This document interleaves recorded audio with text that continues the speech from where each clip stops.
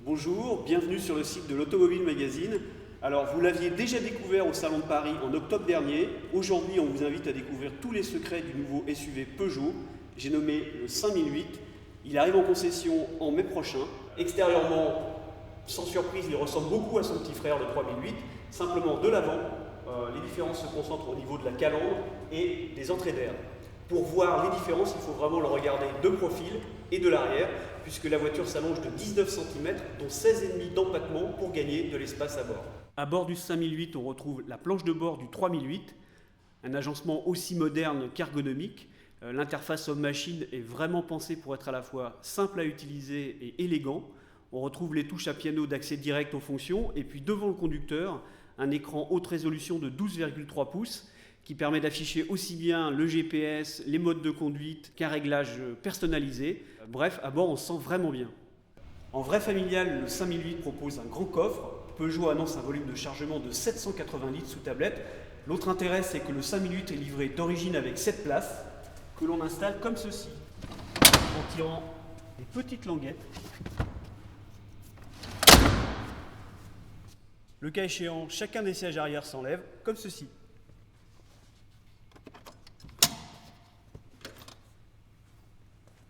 À l'arrière du 5008, on est très bien reçu au deuxième rang.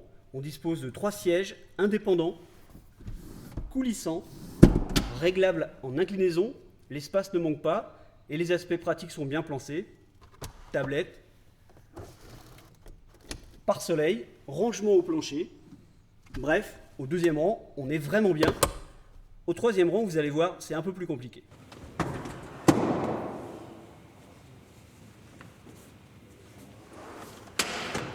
Au troisième rang, on y accède plutôt facilement. Et puis comme vous le constatez, je casse facilement mes 1,71 m en hauteur. L'espace ne manque pas. En revanche, l'assise est installée quand même très bas. Elle est plutôt fine.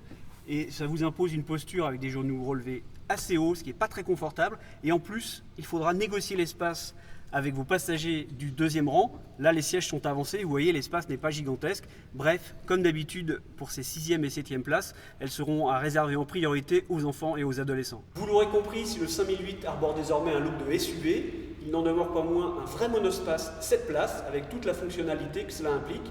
Côté tarif, comptez 26 400 € au minimum pour fin mai repartir avec cette voiture, c'est-à-dire entre 2000 et 2100 € de plus qu'un 3008 à moteur et finition équivalente.